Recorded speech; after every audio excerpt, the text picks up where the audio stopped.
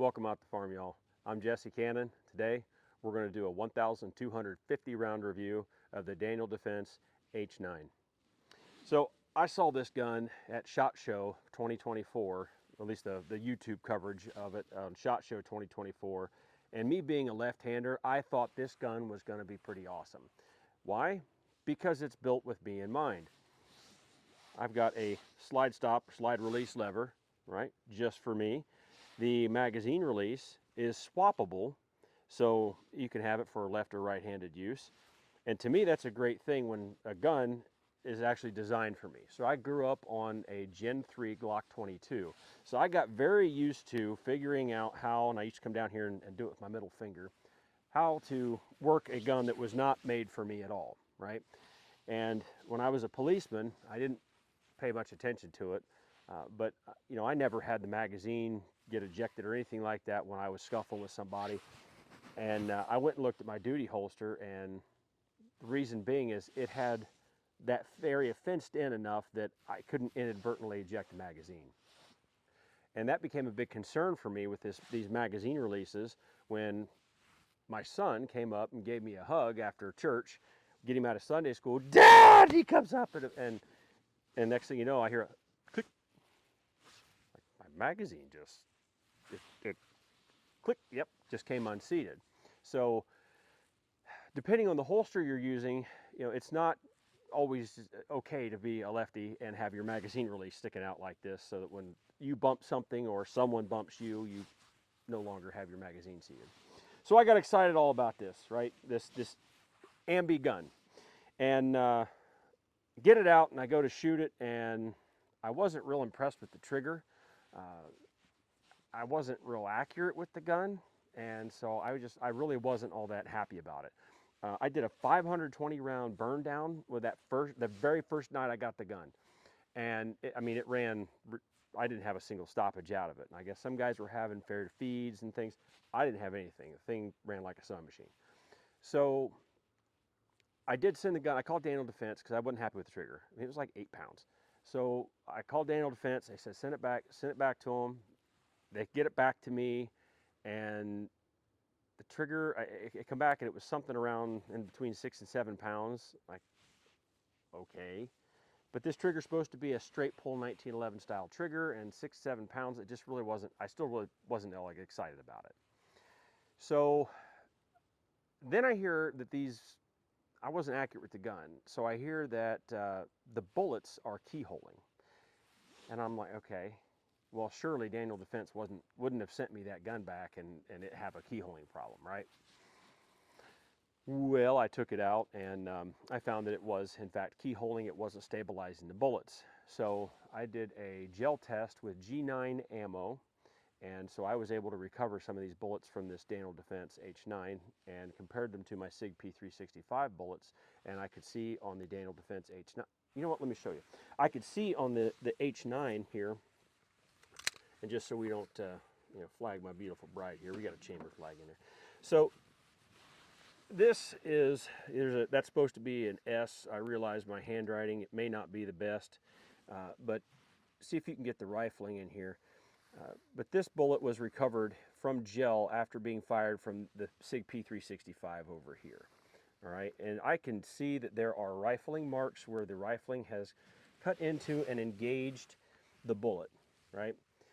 We come over here and contrast this, or compare it or contrast it to the Daniel Defense, the first pistol I got. Uh-oh, what do you mean the first pistol you got? Well, when I got this gun back from Daniel Defense, I noticed that the magazine release was not on the same side that I sent it in. So I checked serial number, come to find out Daniel Defense replaced these guns. So if you had a version 1 Daniel Defense H9 and you got your gun sent in, and they sent it back to you, I bet you it's a different gun. So this was from the first version. You can see here we have a lot more black on the bullet, and right there you have rub marks, not necessarily engagement with the rifling. You have to back that up a little bit, try to get the focus there. So wanting to see if they fixed the barrel problems, I went out and fired another G9 bullet that I had still laying around into the gel, and here it is. And that's supposed to be Roman numeral 2 on the back. And I did find that the rifling is now engaging the bullets that I fired into the gel. And so I haven't had any accuracy problems with this particular gun version 2. So once I found out that there was a version 2 and Daniel Defense actually had changed their barrels, I emailed them and asked them, like, what all did you guys change? And so the guy sends me an email back and he says they changed a lot. So the reason it's a new gun is because it's pretty much a new gun. The first version of this guide rod had a single coil spring. Okay, this one has a dual coil.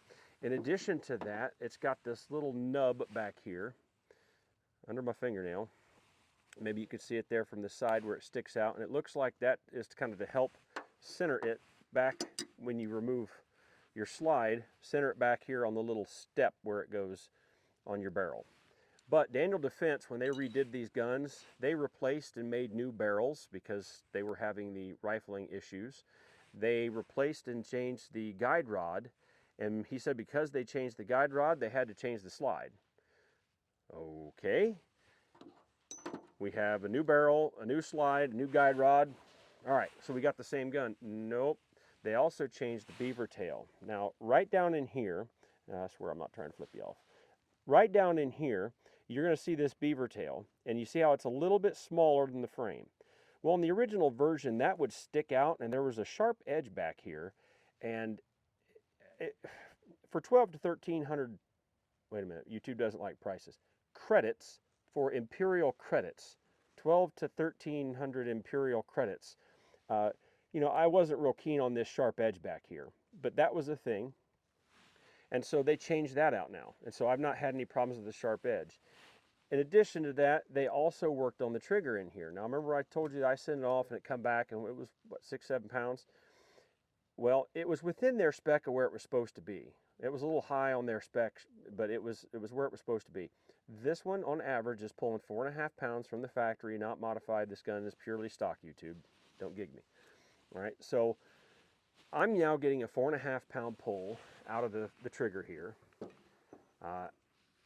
I've got a gun that's accurate, and the only problems I've had as far as reliability goes, we're going to go into after we shoot some more rounds, after we actually shoot some rounds. But I don't know if we're having teething problems or what, but we'll go into what's gone on here. But I did go and actually shot this gun at an IDPA match, and I didn't have any problems with it there at the IDPA match at all. And I did have, while we're sitting here, I did have a red dot sight on this at one point. So on here, this optics mounting plate, right? I had a Trijicon RMR HD on there, and that's not a small optic, right? It's a big one. But when we look here at this sight system, there's not a whole lot of space here to begin with as far as to mount that red dot low. And when you remove this plate, it literally is just flat through here. There are no recoil bosses or studs or whatever the engineers want to call them. It is literally just a flat surface here. So the only thing that holds your red dot mounting plate, your adapter plate that you have to use, are just the 2 screws. Now, it could be, you know, my own head trash when I get in there and start thinking about things, but it seems like every other company has some sort of a recoil stud or a boss or something that sticks up into there, or some sort of, you know, design where there's something else engaging that other than just 2 screws and some Loctite and wish glue. So that, to me, I didn't have any issues with the red dot coming loose, but it does look like that may be something in the future. But the problem I had is I had that red dot on here and it was tall. But I bought a set of R3D 2.0 night sights from XS Sights, and I pushed the rear one on, and it was flush. It was a suppressor height sight. It was actually a .397 front and a .445 rear sight. So they were the suppressor height sights, and that was just flush with that Trijicon RMR HD. So mounting a red dot on here, I didn't really care for it because of how tall it was compared to how low this thing sits in the hand. So with that, sights may be a problem. Now I could probably use a different red dot, but I really like that RMR HD. And I don't know if the RMR is lower, but even if it is, I really like that auto adjust feature on the RMR HD. So I don't know that I want to give it up. So I just pulled the optic off of that gun altogether, and so with that, it's just, I'm gonna have to figure out what I want to do with it as far as sights go. I did say something to Daniel Defense. Now they didn't say anything back to me as far as, maybe making this the Shield RMSC footprint, and then you could put a plate on top of it if you want to, but that way you could direct mount something to this slide here so that it wasn't quite so tall, because one of the things that they like to tout is that this gun has a low bore axis. Now this is my grip, grew up Glock, and this is what I was talking about back here at this sharp edge. I come up here and occasionally I'll still get the slide to catch me here, but you come up and this is a nice, very low gun, and to have that red dot just sticking up there, it just, one, it looked goofy, and I've got too many guns to put up with goofy ones, so that's just a me thing. But I don't want my guns to look goofy. So what do we do with the red dot sights? I don't know yet. I did like having it on there, but it takes SIG P320 style sights, or the SIG P series. I did get that confirmed and put those on there. And it's just to take them off. So I tell you what, we'll just go ahead and crack some steel initially here at 10 yards. Now I did carry this gun, so I had some, for the most part, I've had good success with it. But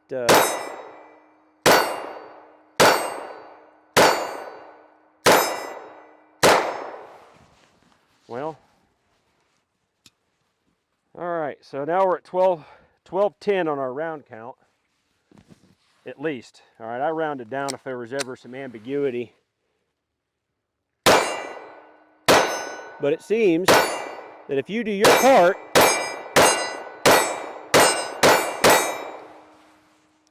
it will do its part. Oh, I shanked one.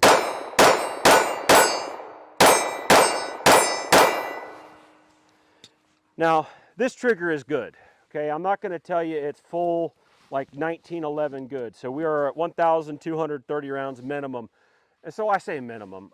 I actually kept a sheet, but when I went to the IDPA match, I know I fired at least 100 rounds because the course of fire was like 120 something, but I don't remember what the something is. I don't remember how many makeup shots I had. I don't remember.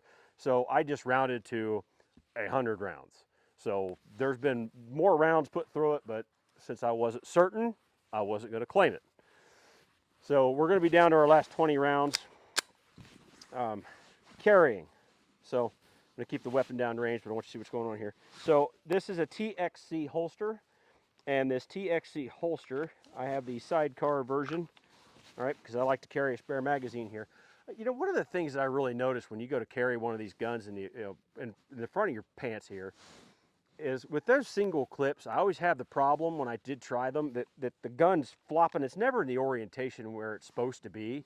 It seems like it's always canted one side or the other.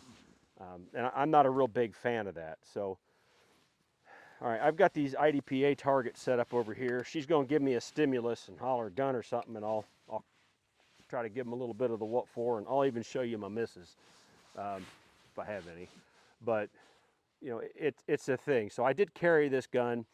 I spent some time with it. I do like the gun, but it does leave. We'll get into the size here in a minute. Go ahead and give me a stimulus. Gun.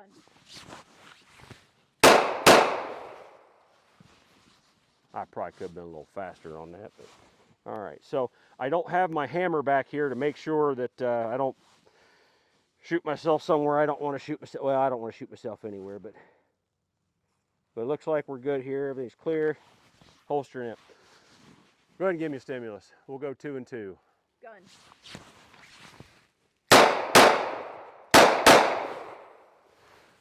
So gun is flat. Let's talk about the trigger right quick before we do run out of ammo. I've been hearing all this, oh, it shoots so flat, shoots so flat. All right, it's a 9mm. I don't think this shoots any necessarily flatter than a Glock or anything other than your striker fired pistols. But as far as your low bore axis goes that we want to talk, you see that dry skin there on the slide? See how I get high on there? But it feels to me in the hand like you took a 1911 style pistol and you set a Glock slide on top of it to give you the kind of a bore axis kind of feel. And so the trigger on this thing, this is the different part, and we're going to go ahead and just ring this steel here. I'm going to try to stay out of the way, but I don't know. We'll just shoot it one-handed. So you just apply, and we have this inertia safety here, right? On the very first gun I had, even the inertia safety was gritty. On this one, the trigger, the inertia safety is good, and the first gun, the trigger was gritty. This one, you just apply pressure, and there it goes, right? Now, the reset on this thing is really nice too. It just reset. I don't know if you guys heard that or not, but my finger didn't have to move a whole lot to reset it. So let's go ahead and squeeze another one off. So the trigger on this gun is very nice. And I would have to say that it's very nice out of the box. I didn't mess with this is the stock configuration. So for the price that you're getting, it seems to be a pretty nice gun. I don't know how many rounds we got here because I stopped counting. I was talking. Let's go ahead and give me that stimulus again. And I'll try to crack them 2 and 2, and I might try to speed it up a little bit. Gun. So.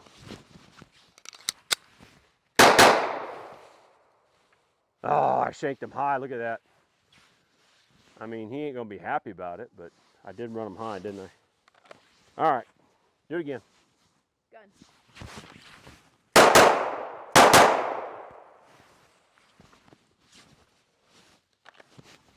Do it again. Gun.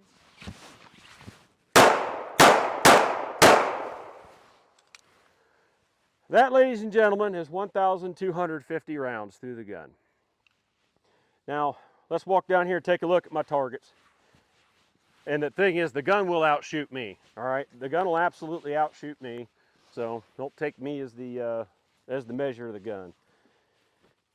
These were just at 21 feet, 7 yards-ish.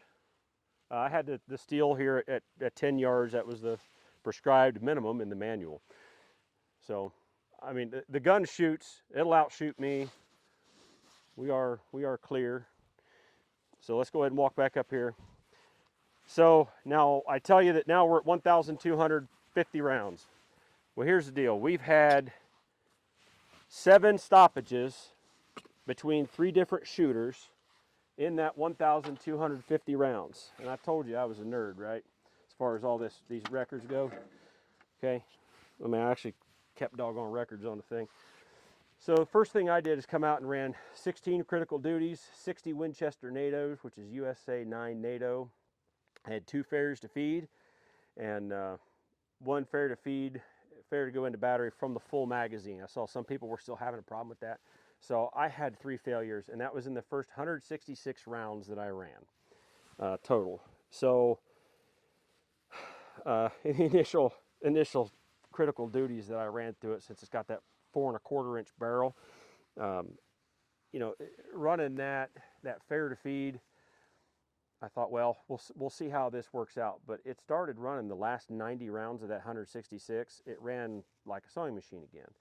So I took it out and shot it again, and I had a friend down here, and we ended up putting 150 rounds through it. And I can't tell you exactly when in the 150 round sequence it happened, so assume it was the end, because that's the worst case scenario, right? But it wasn't. During that 150 rounds, he had 2 failure to feeds. Just during the course, like as he was going on a new magazine. He did use the slingshot kind of method, so I don't know that he didn't ride the slide forward a little bit. I can't say whether or not. Either way, it was still a stoppage that I'm going to tell you about. Then I come out and ran, and this is when I was sighting in my red dot, that RMR HD. I ran 50 rounds of critical duty, 135, 100 rounds of S&B, the S&B 9B, this stuff here. I got a bunch of that. I ran 100 rounds of those, and I ran 40 rounds of the Freedom munition stuff, no problems. I ended up running at the IDPA match. I still had some ZQI steel case ammo, and I ran that at the IDPA match. It was at least 75 rounds of that, at least 50 rounds of Freedom munition stuff, and then one day I come out here to feed the cows and horses, and I was standing up by my shop, and I'm looking down here at this white steel target. I wonder if I can shoot that from here. It's what, 100 yards ish? Let's try it. So I popped off 10 rounds doing that. I ended up hitting it like six or seven times out of that. I can't remember exactly one, but I didn't shank very many of them. I was real proud of myself that day. So then I stopped keeping quite as meticulous records. I ended up getting around 800 rounds. So I come out here and fired 200 rounds at the wife, doing trying to do 1,000 round review of this thing. It ended up being 20 minutes, so I scrapped it. But during that, my wife was shooting it, and she had 2 stoppages while she was shooting it, and I didn't have any. So I haven't had any stoppages except for the initial 166 rounds, those couple stoppages I had. But then other people had 2 stoppages. She had 2 stoppages. And then I come out and was going to do another review on this thing, and I was trying to get it in 10 minutes. And doggone if the sound didn't capture. I didn't turn the sound on, so I ended up throwing another 200 rounds through it. Then the weather stunk, and we didn't get out here till today to do it. And I thought, we'll give you another 50.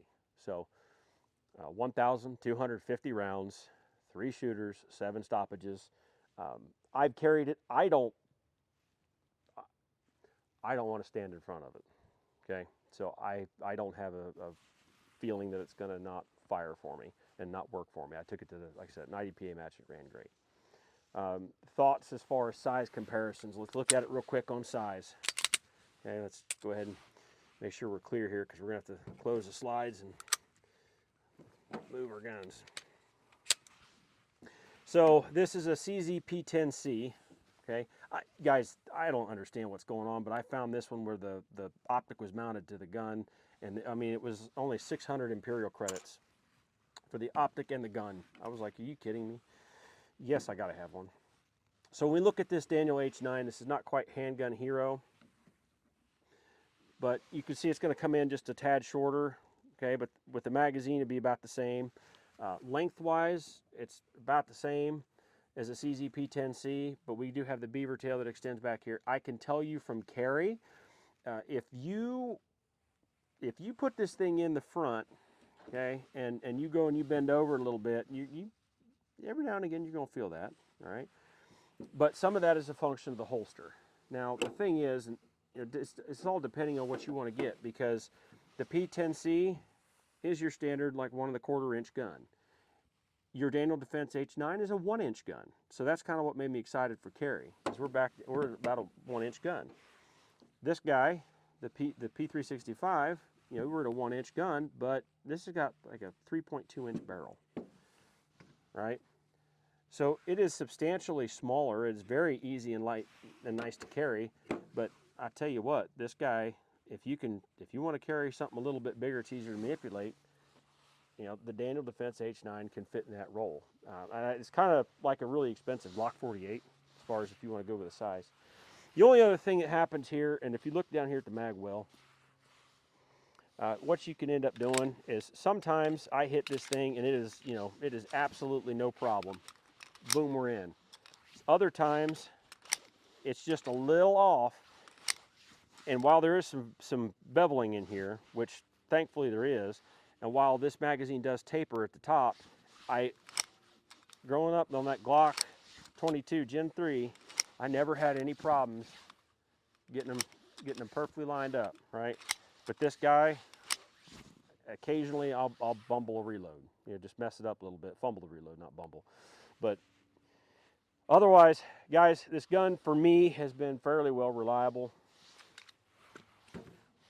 It seems like Daniel Defense fixed their deficiencies with it. And this is the gun that should have come out when they released it initially, with all that fanfare, all the craziness, all the big YouTube guys that just, hailed nothing but praise on it. Was the flattest of the shooting. And, the only knock I've got really on it now is one, price, because you can get stuff cheaper to throw a different rock, but it's holster support, right? This TXC holster, I like it, except for it rides a little too high. I can't lower it with the adjustments, and this is a holster problem, not a gun problem, but you know, you've got to take it for the ecosystem that it's in. But you know, I'd like to be able to drop that down just a little bit, and then just this particular design, I was doing stuff out here on the farm. I was out here to go feed, and I was bending over some hay bales and stuff, and I got pinched, and it's pinching down in here, okay? So that's, I just, I don't want to get pinched anyway, but I really don't want to get pinched in that region. And so we need to get more maturity. Also, if you haven't noticed, this is my P10C weapon light. My SIG P365 weapon light. This guy I took out of my waistband. It's got a weapon light, right? I like weapon lights. I really do. From my very first time, I was clearing a house and had one, and was like, "Oh, this is so great! I can open the door and have a light too, and I don't have to, fumble with it." I've had weapon lights on my guns ever since because it just makes sense. Plus, you know, if you hear the bump in the middle of the night and you got your handheld or whatever you're doing, and if you have to check your house, because I have kids, I have to go get the kids if I hear the bump in the night. I can't just hold up and wait. So if I have to move around, IFF, right? Identify friend or foe. A weapon light makes a lot of sense. I need to see what it is before I engage it, right? And there's, people, oh, you don't need that, use a handheld. Okay. Well, before you pressing the trigger is different than shining a light. So there's, regardless of your legal ramifications of you just assaulted somebody, it's because you, I like to have a weapon light, because it's one thing if you pointed a firearm at somebody, identified who they were, versus you squeezed the trigger because you were scared and not sure. And one of those is very reversible and my bad. And the other one is, yeah, he got holes, right? And so I like the weapon light. That's my thing. You do you. I carry a weapon light, and I like the handheld. I got a little Surefire stiletto. I like the both option. But as far as maturity goes, I think we need to get into the holster maturity. That'll have to come around. I'd like to see the red dot issue where we can do a direct mount. I think that would serve that gun a lot better, because of how high that red dot has to sit based on the slide. And otherwise, it's a good gun if you like the price. You're going to be the judge of value. I need you to like, share, and subscribe to Holly Rock Farm YouTube channel. I know we went a little long on this one, but I mean, it was 1,250 rounds.